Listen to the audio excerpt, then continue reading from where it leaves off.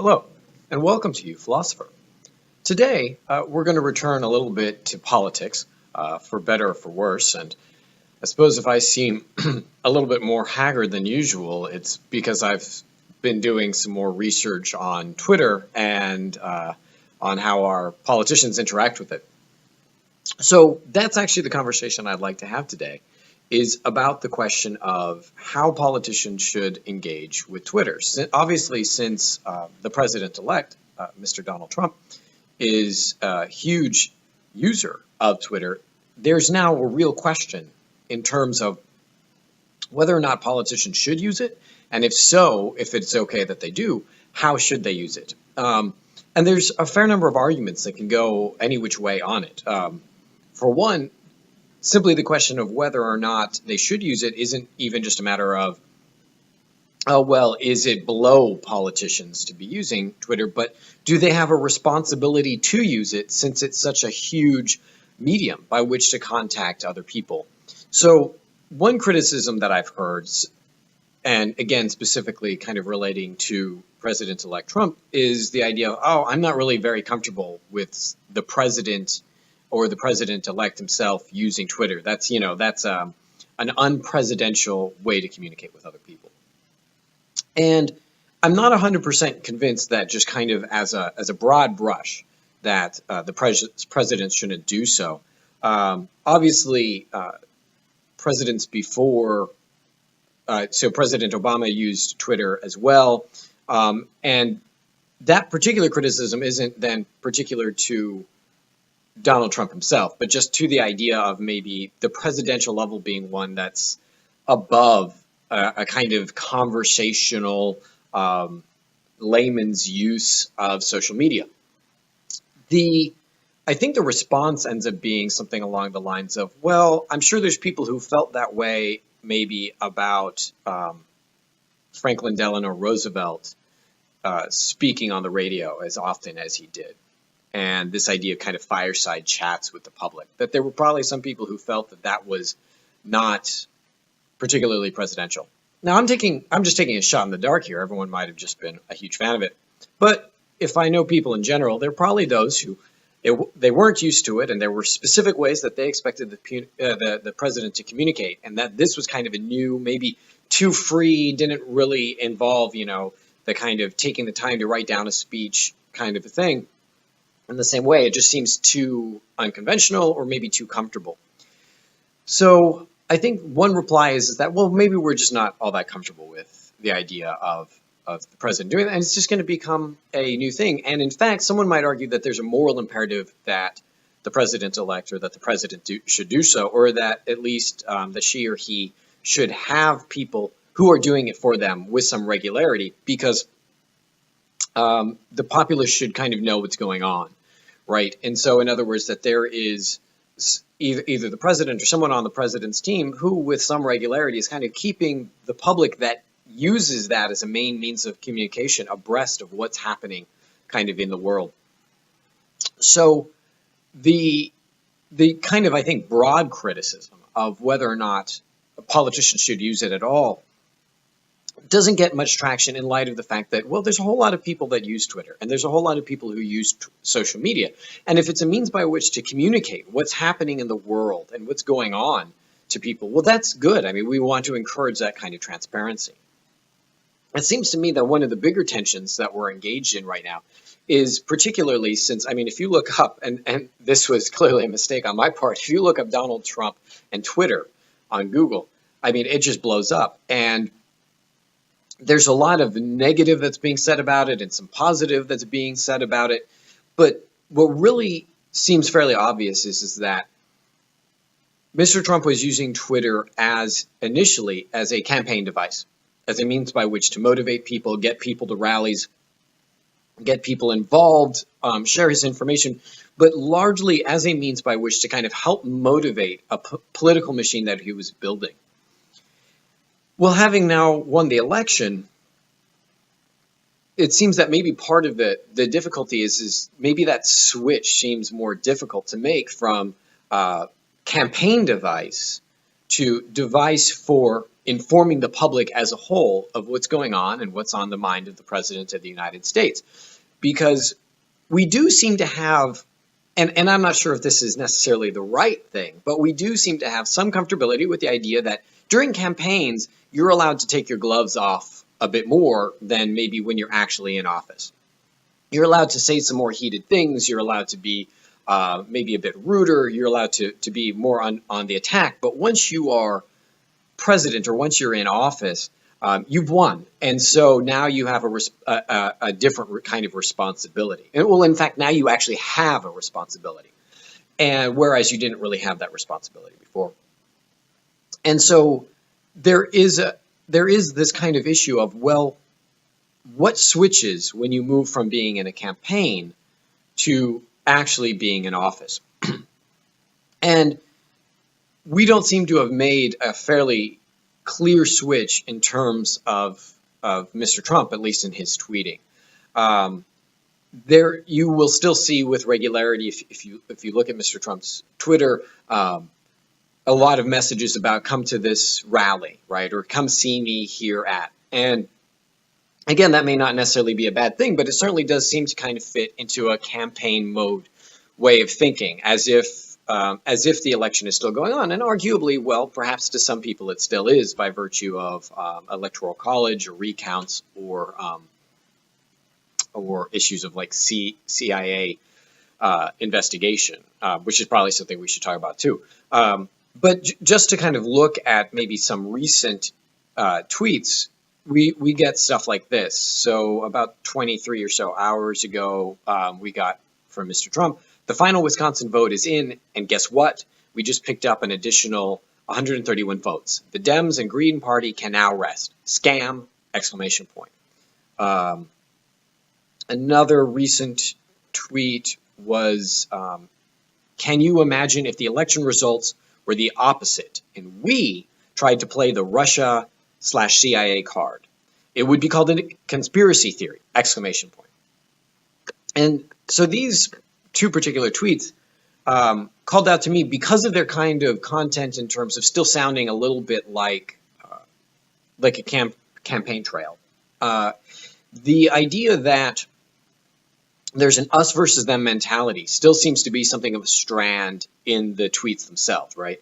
So we just picked up an additional 131 votes, the Dems and Green Party, right? So those others, them, they can now rest. And this is not entirely new. The idea that the president is still reflective of a particular party. So, for instance, President Obama, right, had something of a habit of kind of pointing out Republican failures one way or the other in terms of Congress in particular.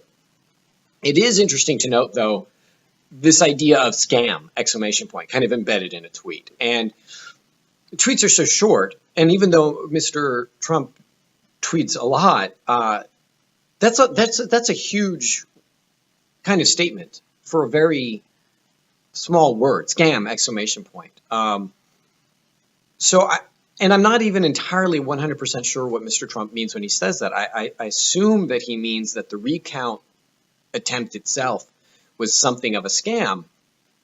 And that's interesting because he goes on, in that earlier tweet about how if the situation was reversed and that we tried to pull the CIA card, people would call it, they start with conspiracy theories. And so the idea then that he does kind of recognize that if the situation was reversed, things would be different. I can't help but think it's highly likely, and I could be very wrong because it's impossible to actually know, that if the situation was reversed and if some of the votes were as close as they were, and if some of the questions had been raised, that Mr. Trump would have asked for some recounts. In fact, truth be told, it seems only reasonable that he would have, given how popular he is and given how close the election was in some ways. It would have seemed unreasonable, I think, at least to the people who really believed in him, that he didn't. And so now, interestingly enough, Hillary Clinton's campaign hasn't specifically themselves sought the recount, and I guess we can kind of go conspiracy theory with that. Well, the Green Party is, so it's really just part and extension of the Democratic Party. I mean, I suppose we could try and say something like that. But it seems to me highly unlikely that Mr. Trump himself would not have sought the recounts and encouraged people to be proponents of those recounts because he felt that he had a responsibility to represent his voters to the best of his ability. So it does read to me a little odd that, given that the response to the recounts hasn't been more of a, we really appreciate the hard work on the part of the people doing the recounts, who themselves are not really representative of either party. They're basically just told, oh, well, you have to do this job, and so on and so forth. So there's been this kind of onerous process to do recounts. But I mean, if I was the president-elect, and obviously I'm not, I mean, I would be largely grateful in terms of, we really appreciate the hard work on the people who went through this process, and I'm relieved to know that there's less reason to worry, right? If anything, I would feel, as Mr. Trump, kind of glad to know that my own legitimacy had been sealed a bit more for posterity, into the future, into the history books. Because otherwise, there's always that little bit of a question. Well, some people said that maybe there was, and there's these couple of analysts who suggested that there's this disparity, etc. And for myself, at least, even if just only a matter of kind of pride and ego, it would be nice to know that that's not really a thing, and that that's not actually a process, actually a problem, and that we went through the recounts and the recounts are done. And they still kind of, they showed that it was a fair and legitimate election, and that would be a good thing. And so one wonders if it wouldn't be so hard to tweet. Relieved to know that the recounts show what we already believe to be the case, right? The election was in fact fair, and we appreciate those who work so hard to do it. Something along those lines.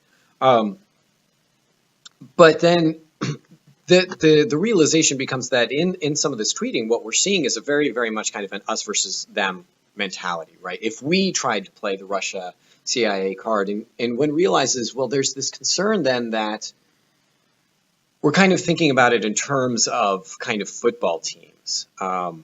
And interestingly enough, there is a little article done by the New York Times that discusses that kind of, this is back from October, where they talk about, they're specifically talking about tweeting, and they say that Mr. Trump's candor and style inspired a loyalty he cannot quite explain, right? And then they quote Eric Popkin. It's like a sports team. If you're from New York and you like the Jets or Giants and somebody is bad-mouthing your team, there's kind of a knee-jerk reaction to defend them. And part of what the Times is talking about is the fact that there's a lot of people who respond for Mr. Trump. If someone says something negative about Mr. Trump on Twitter, they kind of respond as a network, and they also respond to defend Mr. Trump if he says something that seems outlandish or somehow rude. And so what one realizes is that there's kind of this Twitter war that's going on between the pro-Trump and the anti-Trump. And so that we're thinking about it in terms of sports teams. And now there's this idea of, oh, look, my team has won, and I want to rub it in your face, or, oh, well, your team has lost, and it's only because of this scam or something along those lines. And in fact, I've even heard it described that, so Mr. Trump is currently going on a thank you tour, and I've heard it described by pro-Trump advocates in terms of, oh, it's a suck it tour, kind of sticking it to people who didn't believe in him. And so I guess the difficulty there is it's hard to believe in the idea then that what's being promoted through this activity on Twitter is actually unity, which seems to be kind of antithetical to what Mr. Trump was saying in his own acceptance speech. I would like to believe that Mr. Trump is not actually promoting purposefully disunity. So let's suggest he isn't. The first step then becomes the realization that politicians like him and others are in fact promoting more argument between us by using Twitter in the way that they are. And this is a bad thing. Let's say in fact that this actually is a bad thing, right? That the country becoming more and more divided and more polarized is in fact problematic. We're not going to understand each other. We're going to become less willing to listen to each other. We're going to fight more, argue more. Maybe there's more violence, and it's going to be harder for politicians to work together because the farther and farther we are from each other, the more we view them as weak, or we're more likely to vote them out if they work with each other and meet some sort of middle ground. So it seems on some level that we should start then pointing out to our politicians, no. By using Twitter in this way, you're helping divide us more. And you might reply, well, Nick, this sounds like you've just been going on and on in a thinly veiled criticism of Mr. Trump. But notice that it goes beyond Donald Trump. So, and I'm not willing to say that he's the one causing it, because Twitter trolls have been around for a very, very long time, long before he supposedly instigated anything. But the response is problematic. So for notice, for instance, the U.S. government of ethics, right, ethics department, specifically had a kind of interesting interaction, right? So the U.S. offices of government ethics had an interesting interaction with Mr. Trump, who he said that he was going to kind of divest his business interests, that he was going to separate himself from them. And we don't know exactly how that's working out yet, but so he says that, and that's arguably a good thing. It means that he's more separated from his business and that there's less of a chance of a conflict of interest, right? So the verified Twitter account of this office, which again is the ethics office, responded, "Bravo!" exclamation point. "Only way to resolve these conflicts of interest is to divest. Good call!" Right? Exclamation point. Or AGE is delighted that you've decided to divest your businesses. Right decision! Exclamation point. And so it became fairly obvious. This is reported, by the way, by NPR. This became relatively obvious, it seems, at that point that they're making fun of Donald Trump and the way that Donald Trump tweets. And that seems to me decidedly problematic, especially when it's coming from the ethics office. And keep in mind, I'm not just criticizing someone in terms of, well, you're not supposed to make fun of the president. I mean, lots of people make careers out of making fun of the president, and it's tremendous fun. It's actually part of what makes our governmental system, our republic, safer, is the fact that we can do that without worrying about getting in trouble. But the problem is when it comes from a government office that is supposed to be kind of reflecting the government and the government's willingness to work together and to work objectively, this is distinctly problematic. So I guess the question then becomes, well, but Nick, you sounds like you're trying to censor people. It sounds like you're trying to censor the president or censor the people over at the ethics office. And that's not what America's about. And I don't mean to say that. I don't mean to say that, oh, well, we should censor them and they shouldn't be allowed to say what they want to say. And in fact, having this conversation with some of my students, their response is sometimes, well, but people have a right to speak their minds. Mr. Trump has the right to speak his mind, and other politicians who are on Twitter have the right to speak their mind. Sure. Though I would like, I might suggest that if we're not willing to draw the line at the campaign, let's draw the line after the campaign in the following way. What I mean is only this. Let's tweet responsibly. While you're campaigning, some harm can be done, but you haven't actually accepted an office that takes on a certain level of responsibility yet. But I think we can accept the following, that there are certain jobs that by accepting that job and taking on that job, you take on a certain level of responsibility. And moreover, that people are vulnerable to you. So you say, yes, I take on responsibility for this. And now that there's people who are dependent on you based on your decisions, they can be harmed by your decisions, and you have a whole heck of a lot more power than they do. That changes the game a bit. And that doesn't mean that you can't speak your mind. It means that there's a different circumstance than beforehand to keep in mind as you make decisions about how you go about doing things that anyone else would. So let's take teaching, for example. Teachers are literally told when they come in that there's a different standard of ethics that applies to them, period. End of discussion. And if you can't handle that, leave, right?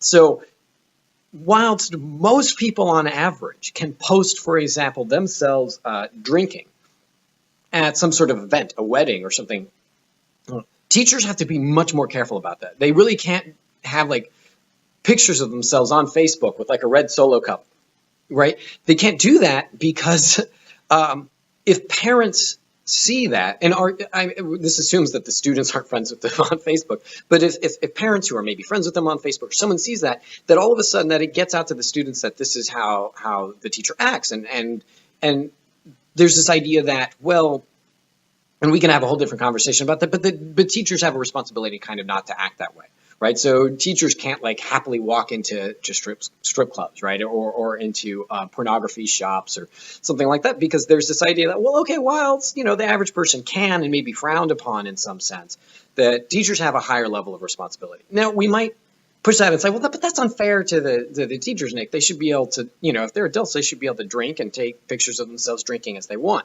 Fair enough. But there is clearly a higher level of responsibility insofar as a teacher, we have a responsibility to the people we can harm. That by taking on the job that there's all these people who can be harmed by me as a teacher that really have no power to stop me from doing so. And that I have to take that very, very carefully. So I'm not allowed to, to hit my students. I'm not allowed to threaten my students. I'm not allowed to do things that can harm my students because they don't really have a way to protect themselves. Not only are we generally not supposed to harm people in the first place, but they're in fact vulnerable to us. The same thing with, say, being a priest or a pastor. You take on a kind of sacred responsibility for other people's welfare. These people are trusting you and they're vulnerable to you.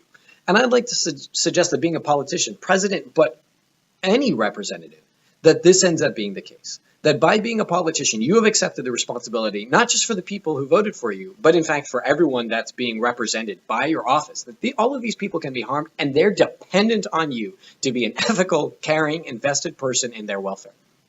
In other words, there's not really a whole heck of a lot that we can do to stop someone once they're in power. There's such a thing as a politician, but then there's actually such a thing as a congressperson, or a president of the United States, or someone who works in the government ethics office, right? They have specific jobs. They're not just politicians. They're not just people trying to get those jobs. They're not just people trying to represent certain parties. They're people now who have the job of running the country, or running the district, or running a school board. And there's all these people, students, police officers, the homeless, all of these people who can be harmed by them. Everyone who's in the area that they control can be done harm by that. If anything, the whole, in quotes, Bridgegate scandal demonstrates that kind of thing. I had a friend point out that when they decided that it was okay to basically close down those bridges and cause all of that congestion, in order to make a political power play, that there might have been people who lost their jobs as a result. Oh, sorry, you were late again. You're fired.